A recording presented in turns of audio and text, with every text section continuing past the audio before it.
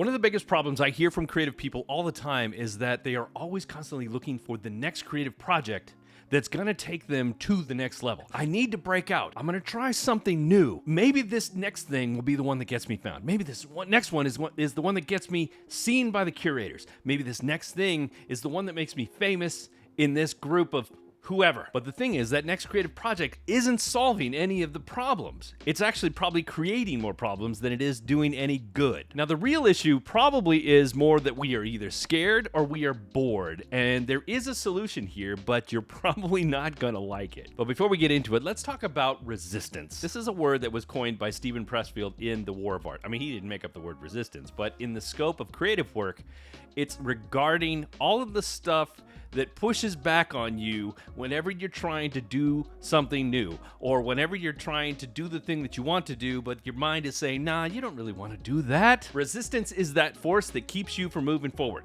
And it's the force that kind of kept me from making videos here, even though I said I was coming back to make videos. I'm gonna get into it. And then I just didn't. And it's been 3 months since I've been here, partly because I suffered from a case of shingles that was really bad. I don't know if you can see the jelly stains on my head right up here, but that's what happened to me for a couple of months. But that's really not the thing. What really mattered is that I just couldn't find a way to get myself here in the studio. I actually wrote 3 or 4 different scripts to come out and film videos, but I didn't do it.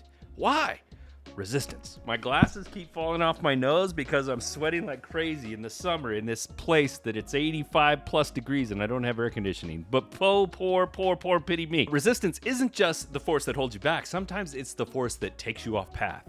It pushes you over here and over here to chase after this thing, to chase after that thing. It's the mental break that keeps telling you that the new project is gonna be the one. Or this other thing that I'm just gonna test and see how it feels, and I just wanna play, I just wanna go do this thing, and I wanna be a creative, I wanna explore. That's the force that's keeping you unfocused from your goals. And it's that lack of focus that's keeping you from getting ahead because you keep getting diverted this way and that way, or held back. Now, losing focus isn't unique to creative people. I mean, everybody deals with it to some degree. I mean, the number one way that we get distracted and lose focus is by life. Life gets in the way. For me, it was shingles and my kid playing 3 different sports during summer, and I'm constantly being taxi dad and sports dad and meal dad. So these things come and they happen, and we just kind of have to find our way back to focus when they're happening.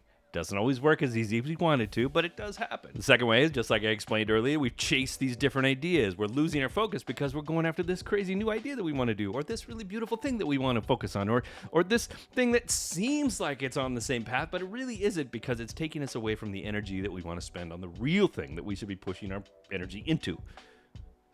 This is me pushing energy into a thing. And the third way we usually end up losing focus is because we get scared of digging deeper into the thing that doesn't feel like it's working right now. We're digging that hole and digging that hole and digging that hole. And maybe you've seen that illustration where it's the 2 guys and they're digging holes, and one of them is like just about ready to hit the diamond mine, but he turns and walks away, goes to find something else. And that's kind of us. We just keep wanting to go find something else because the one thing that we've been focused on for a little while hasn't worked yet. And so we'd say, oh, it's not going to work, and we bail on it. So how do we win? Like, how do we stop getting scared? How do we stop being bored? How do we stop chasing all the shiny objects so that we can just focus on the thing that is the most important thing to us, so that we can continue doing that work and gain the attention of the right individuals who want to buy from us? Something that I've been using personally is what's called the one method. And it basically means that there is one product for one person who has one particular problem. Now, I know that's a 3, but bear with me. They're all individual things, so they're all one, okay? Get off me. So if you can imagine that there's somebody out there that has a particular problem, and that particular person is somebody that might be inclined to buy from us, but they don't know us yet. They haven't seen us. Maybe they saw us on social media, but they're not really connected with us yet. And they still have a problem to solve. And so we have to figure out a way to take our product, whatever that is, even if it's art or photography, design, whatever, widgets, crafty things, doesn't matter. Whatever that is, we figure out a way to get it in front of them so that they figure out and they know that, hey, this thing solves our problem. And once we figure that out, eliminate everything else that doesn't fit within the scope of solving that one person's problem with our product goes away. Just kill it. Just destroy it. Or at least put it way back on the shelf, far enough out of reach that we don't go chase down those things again. At least until we've figured out how to really serve these people, and then maybe we can pull something out after the fact. Let me give you an example. There are a lot of creative people who have a strategic problem that are dealing with social media and not getting the reach and not getting the engagement. They're trying to figure out ways to reach out to their customer base, but really don't know what to do anymore because everything else is a bust. Well, guess who's got a newsletter that talks about strategy and marketing and storytelling to help those individuals? Two thumbs this guy. My newsletter, The Hungry, is all about creative strategy, marketing, and storytelling that goes directly to the point of solving problems for people who don't know what to do with their marketing strategy anymore because social media just is in the toilet. By the way, if you are interested in that, there is a link to my newsletter, The Hungry, and you can go down in the description and find that. You can subscribe and share it with all your friends. One other thing that I like to add to the ones is the one vehicle to get people there. Now, for me, it used to be Instagram.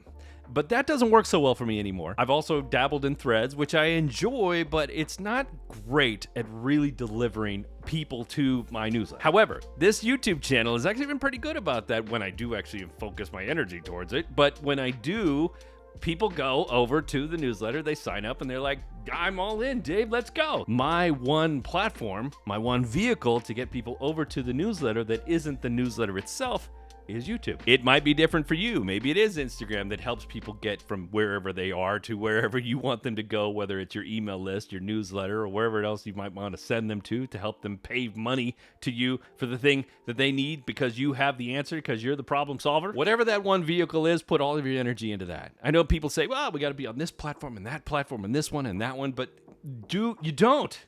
You just don't. That's crap that other people who don't have your life telling you you need to do. They probably have teams of people helping them do that. You don't have to do that. Pick one that you know is good for you, that feels good, that helps you bring people over to your places, and then just focus on that. Focus on that one vehicle to your places, and then focus on your places to keep people in so that they continue to stick with you and buy from you. But here's the thing, people are not gonna like it. In fact, you're gonna alienate some people for sure. I mean, the people that wanted you to do this thing are gonna be upset. The people that wanted you to do this other thing are gonna be upset. But we're just focusing on the people who are interested in this one thing. Case in point, this channel. If anybody is here looking for affinity videos, well, I hate to tell you this, it ain't gonna happen. Thank you for watching, but no more. But those core people, the ones that are super interested in the thing that you're now focusing on, they are gonna stick because they are your people. Everybody else is not your people anymore, and that's okay. Maybe some will drift back over time, but really, we're focusing on this person. This one is the most important person that we need to spend our time with because they're also going to be the ones that spend the most money with us. Something else about this is that it's going to feel boring because we're creative people and we want to do all the things, right? It's gonna feel boring because we're just focusing our energy on this one thing. Instead of feeling bored, try to remind ourselves that what we are doing is becoming masters. We are becoming masters of the thing that we want to do. Wasn't that the goal of the artists during the Renaissance or during the Impressionist era? Like to become masters of our thing, whatever our thing is? Let's get back to that and be okay with being bored and just the details, because it's those details, the mastery, the effort that we put into that one thing that's going to keep those people stuck to us because they realize that we are trustworthy and we are loyal, and they will be trustworthy and loyal back in return to us. And then hopefully eventually they come back and spend all their money. And you're still going to want that creative detour, and that's totally okay. Go do that creative detour quietly with yourself in the corner. Don't tell it to anybody. Don't share it with anybody. Because if you do go and share that on social media and you get some likes on it, some hearts on it, because people are just programmed to just double tap whatever they see, you're going to have this dopamine hit that says, oh, people like this, I should do this thing. No, don't do that thing. Stick with the thing that you're on. Go play with the other creative thing because maybe it'll help you build upon the mastery of the thing that you are doing. Again, like just do it and then come back. Go over there and then come right back. There may be a time in the future to go do that other thing and share that other thing with the world, but this is not that time. Right now is the time that you focus on the person with the problem that you are uniquely qualified to solve. Continue doing that until you have become a master at it. and then go do the other thing, because it's like now is a good time to share the other thing, because all these other people who love and trust you will be like, oh, I'm totally into that thing too. But none of this really matters if the vehicle platform that we've chosen isn't helping us bring people over to our spaces. But in this video right here, I talk about a platform that will help us get that loyalty and trust with the customers and hopefully turn them into collectors and buyers alike. Go watch that, and then make sure you hit the like button on your way out. Thanks very much. I'll see you next time.